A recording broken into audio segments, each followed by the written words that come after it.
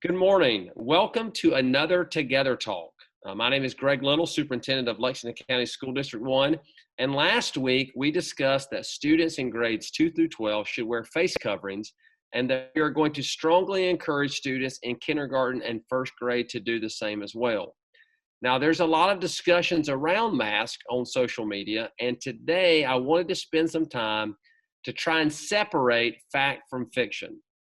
And so this morning, I have with me some special guests. So this is a different element of our Together Talk because we have some special guests.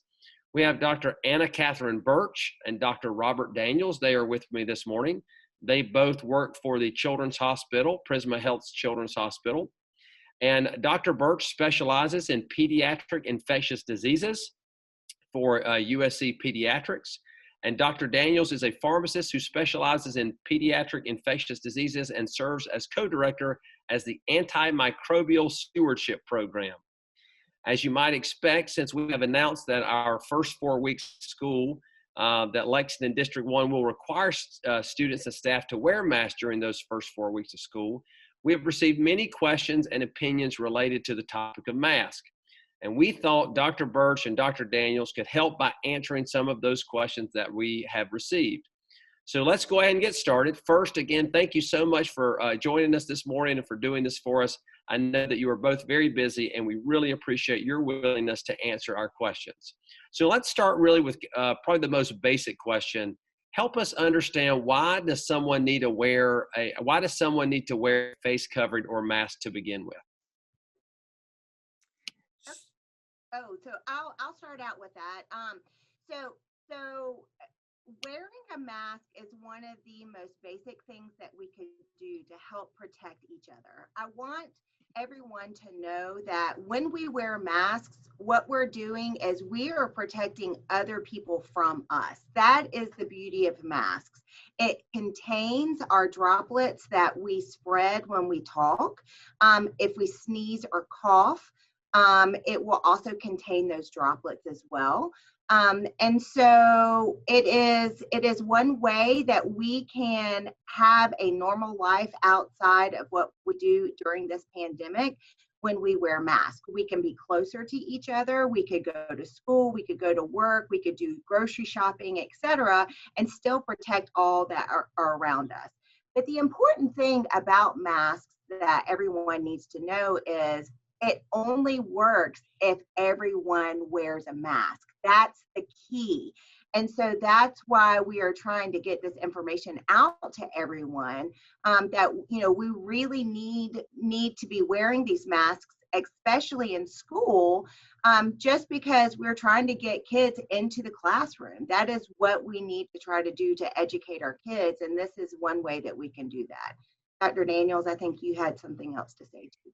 Yeah, so I think to echo that point, recently there was a case out of St. Louis that was published by the CDC that really kind of emphasizes the importance of masks. And what it showed, I don't know if most out there are familiar with this, but it was two symptomatic hairstylists in St. Louis that had 139 clients back in May of this year.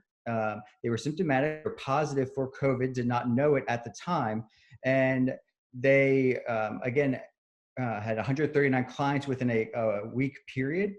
And when they obviously knew they were both masked, so both hairstyles were masked and all of the clients were masked. And what they found was no one transmitted or received the virus from them. Everybody had tested negative. So that's a good case of people wearing masks, both the client and the hairstylist, so the person that does not have the disease and the person that does have the virus, to help with a close contact as we will be in school and stopping that spread. So I think that helps. And y'all can find that if y'all Google St. Louis hairdresser. It was published about a week ago. So I think that's a good thing to remember, is that universal masking works.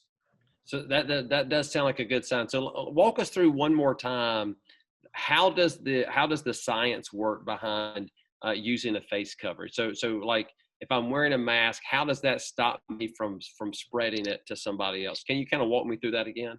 Sure. Sure. So when you have a mask, right? So here's a mask right here that I wore when I came in this morning, right? So on the inside is the actual filter part of the mask. So when you wear it, all of your secretions are being filtered through. So nothing actually passes through the mask into the area around where you're breathing. Okay.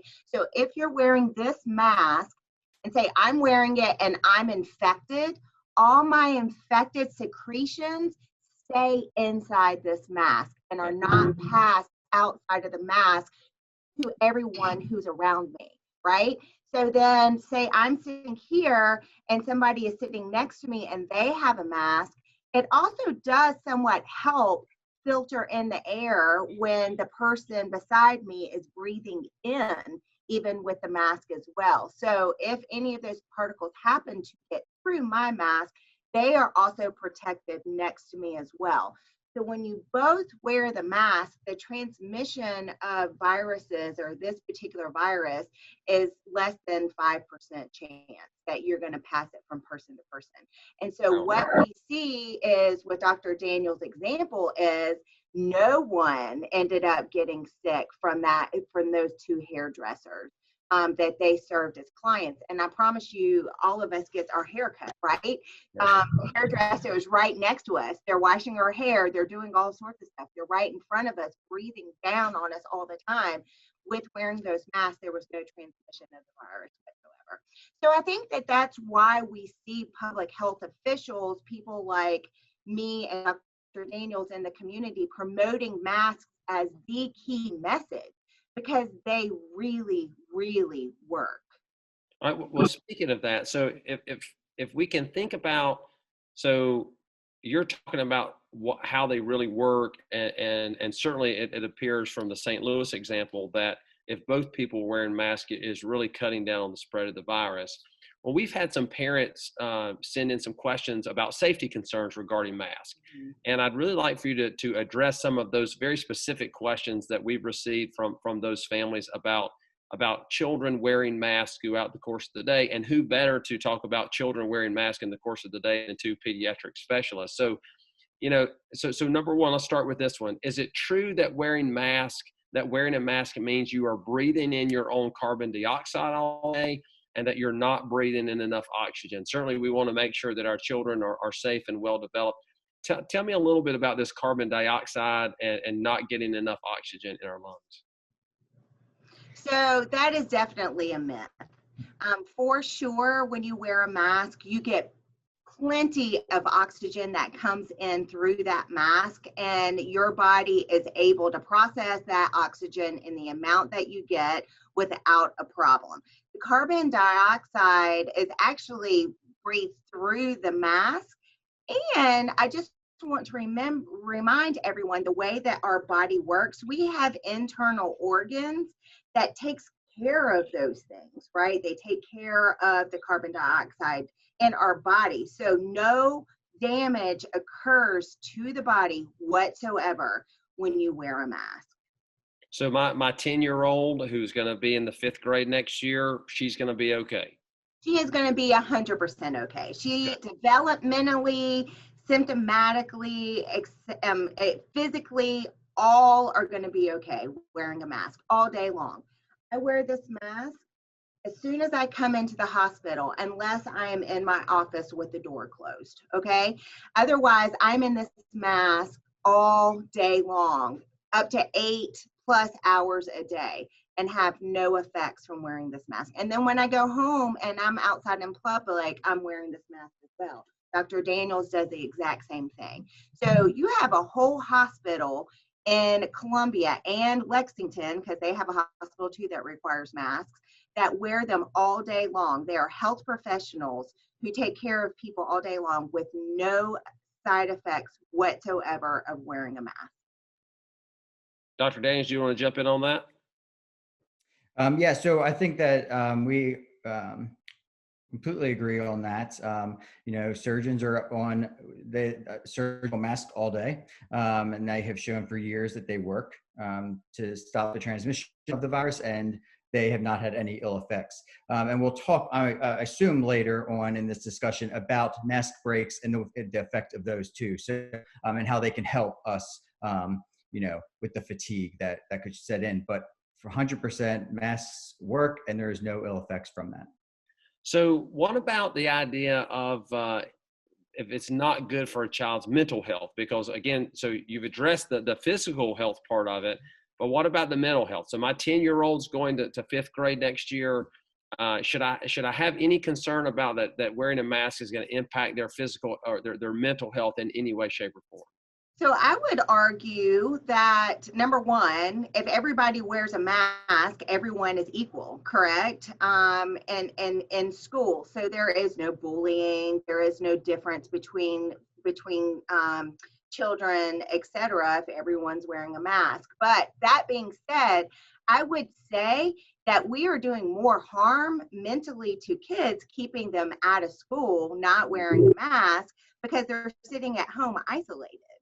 Not with their friends, not interacting. And we all know that school is an important place where we develop socially, in addition to where we develop our brain, our education, etc. So I would argue that not being able to come to school because we're not wearing masks would be more damage developmentally and socially to a child than actually wearing the mask for sure at school.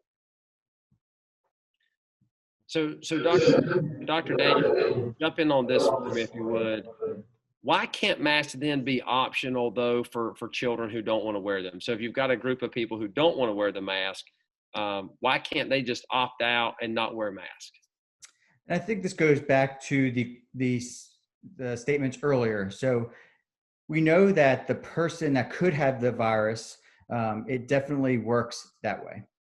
But the universal masking, as we've discussed, really makes sure that we are cutting down the transmission as much as possible. And so, again, I think it's the public health responsibility of our students and staff and faculty that, and our communities for the most part, to really all go in on this. And so we can get this virus under control and get back to as much of a normal in the coming years as we can, when vaccines and so forth. But right now, the mask is our best defense, and universal masking is the best defense we have. So I also would argue, piggybacking on that concept is, people all the time will say to me, well, I don't feel bad, so why do I have to wear a mask? If I'm wearing a mask to protect others and I don't have symptoms, then why do I need to wear a mask? And what we're finding with this virus, and especially in children, is that there are what we call asymptomatic infections, meaning the person is infected with coronavirus, can spread it to others, but have absolutely no symptoms. And so that argument of not wearing a mask because I have no symptoms really goes out the window, because who's to say that you're not infected with coronavirus? Because we absolutely know that there is a fair amount of people actually who get infected and don't have symptoms. All right, that's good to know. Thank you for that. So if you think about, most people in the general public, they wear a wide variety of face coverings. Just as an example, I love the Gator. I've found that the Gator is incredibly comfortable for me. The other masks just don't seem to stay on my face. The Gator works great. I did also my favorite basketball team, North Carolina Tar Heels. I saw Roy Williams wearing a Gator just the other day in practice. So of course that encourages me to do that as well. But we do wear a wide variety of face coverings.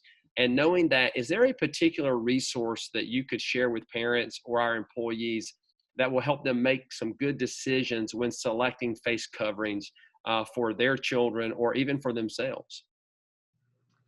So I'm not sure if there's any resources out there, but I will just speak to this in general. I think you're right. You need to wear a mask that you feel comfortable in, correct? So you will actually wear the mask instead of, not wanting to wear a mask because it's not comfortable. You want to somewhat kind of even forget that the mask is there.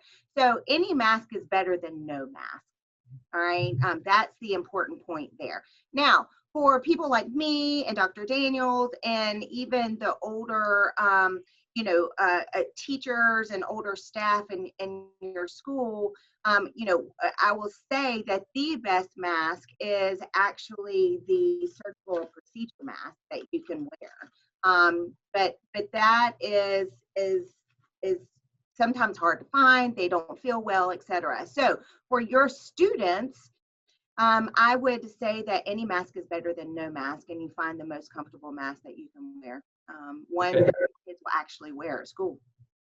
And I think, as far as to add on to that, if the best, to echo what Dr. Birch said, just make sure that you can't see through them, and there's not a lot of knit that could potentially allow the virus to kind of freely go back and forth. So that's one thing maybe to, again, any mask is better than no mask, but if not, to have a see-through kind of knit fabric is probably the lowest on the totem pole, if you will. Yeah, I have seen pictures of people actually wearing a lace mask. That doesn't work. What we're talking about is a regular mask that you could buy. There's plenty of retailers out there that are making masks now. All of those are appropriate. But the lace mask, the fabric that is thin that you can see through, is not appropriate. Now, they do make transparent masks, and those do work, but they are special masks that you would buy and wear. And those particular masks are more for people who need to see, or hearing impaired, need to see people speak, etc., for language development, those kind of things. But that's, And we are also ordering those kind of masks for some of our teachers as well, for some of our therapies that take place, speech therapy and that kind of thing in our schools.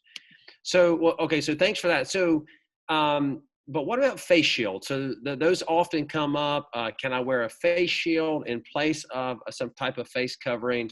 Are they I see when I go through particular drive-through restaurants, you see people wearing the face shield. What's the difference? Kind of walk us through the difference between face shield and face covering. so as far as that compared to mask, I will tell you that yes, the face shields can be one part of wearing protective equipment, but it is not, in my opinion, a replacement of a mask. And the reason why is you are just protecting your face from any kind of droplets that would be transmitted through the actual air. But the problem of that is air gets underneath it and you're still breathing in air. And there's teeny tiny little droplets that you can't see that you can inhale as well. So the mask gives you the ultimate coverage of protecting the persons around you and somewhat yourself as well.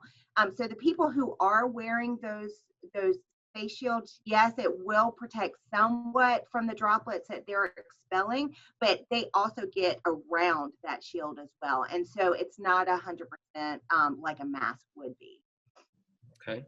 So I think that to echo one, there's a place for those, and they would be with the mask in special instances, right? So nurses that are coming into contact with a known child with potential known exposure could have a mask and a face shield if they're going to have very close contact. Also, teachers and staff that are going to have contact with special needs children that might have to get very close, and maybe those children have increased secretions and so forth. So that mask allows for more close contact, or mask plus face shield acts for a more close contact and a safer environment. So it sounds like what you're saying is that really face shields supplement mask, but should not be used instead of mask. Is that correct? Yes, that's correct. Okay. So, so one of the things that I know, I actually learned this, I think I learned this term just over the last few weeks, is about mask fatigue. And we've heard about mask fatigue. If we need to provide staff and students breaks from wearing masks, how often do you think we should take those breaks? How long should they last? Do you have any advice for us about how we can tackle mask fatigue? So there's a couple instances where we can utilize this. So our basic stance is that if a staff or students can be at 6 feet distance apart, you can take your mask off if there's a physical barrier. So if you're behind a plexiglass and you're within that, and then specifically also if you have a somewhat distance, you can take your mask down. So those act as physical barriers, and the 6 feet distance. Outside is going to help a lot with that as well. So if you have your cohort of elementary school students in their class and they're going in the playground and playing, you can take your masks off at that point. They're playing, they're not going to be within close contact for 15 minutes together at one time. They're going to be running around. That's at the time when we know that the spread is decreased. Other people have offered classes outside. So if you can utilize your football stadium and have a class on a bleacher and you can space out somewhat, maybe you can have some mask-free time. Oh, okay. Eating outside. So a lot of people have now been, and this is a newer thought that I've seen recently, eating not only in the classroom, but if you can have some benches outside, give you a little break, and it can also decrease any exposure that eating and the aerosolized droplets could cause. So outside is going to be a big key, and especially for us here in our climate, yeah, it might be a little bit difficult in August and maybe September, and maybe October, depending sometimes. But as much as we can, we also have a good climate that we can utilize some of our weather, at least, and definitely in the more influenza flu season, where most places in the north can't go outside. Gotcha. And I will also say on that point that's where 6 feet is key. Mm-hmm. You really have to have that 6-foot barrier when the masks are off, versus the 3-foot barrier when the masks are on. Okay. So if we go outside and do some things like that around mask fatigue, though, that should help the students as they're going throughout the course of the day, if we're able to just build it in some of those times. Is that correct? Yes, that is correct. And then I'll also say as well, I think once you start wearing the mask more and more and get used to it, you somewhat forget that the mask is on. It becomes an everyday occurrence, an everyday part. It's like putting on my uniform, coming into work, I put the mask on, it's on all day. The first 2 weeks that I did that, absolutely. I was having mask fatigue. I wanted to take it off more often, but now it's just second nature to me. And I really honestly feel that a lot of kids and adults in your schools will start to feel that way as well. Well, that's a nice transition actually to my next question. So we're still in July. We're not starting school until hopefully the end of August. What can parents do now? What can they do right now to help prepare their kids for when we're wearing masks this fall?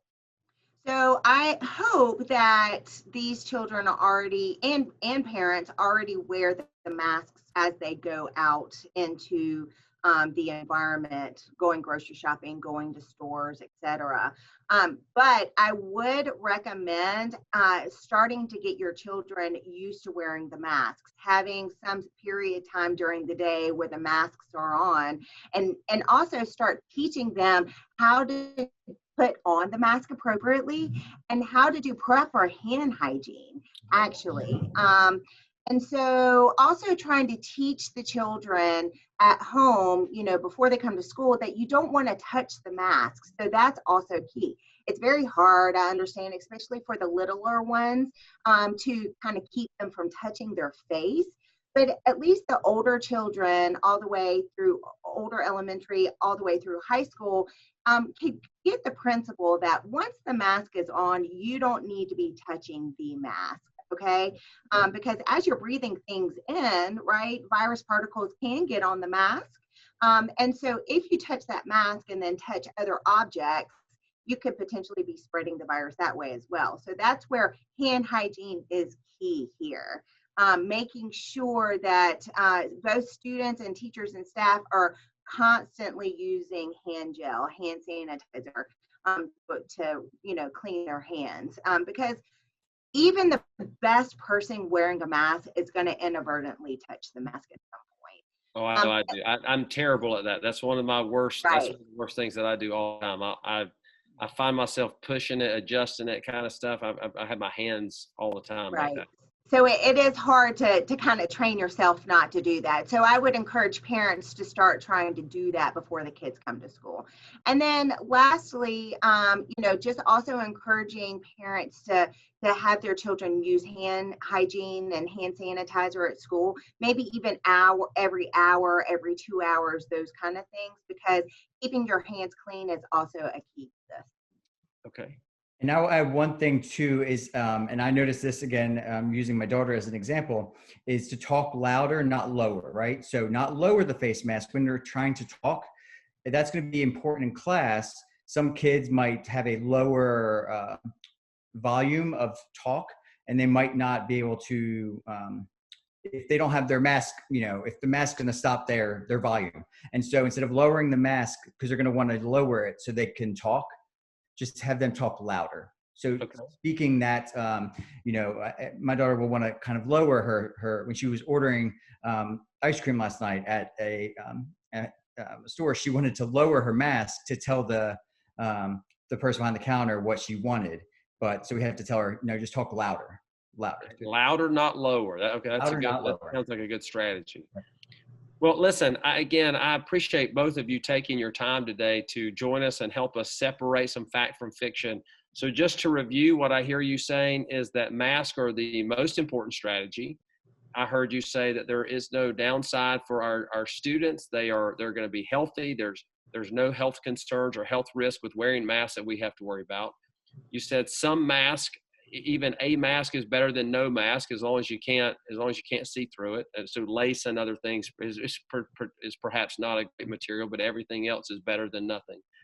Is there anything else that we have not asked you that you'd like to add?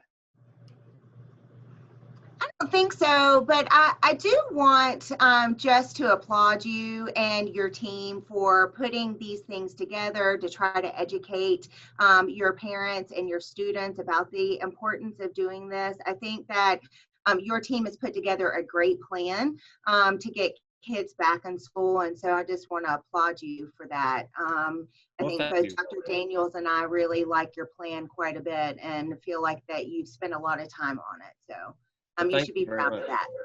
Yes, Well, we echo thank that you. completely. Well, we have a great team, and our focus on the health and safety of both students and staff, and thank you for echoing that. That actually means a lot. Again, thank you so much for joining us today.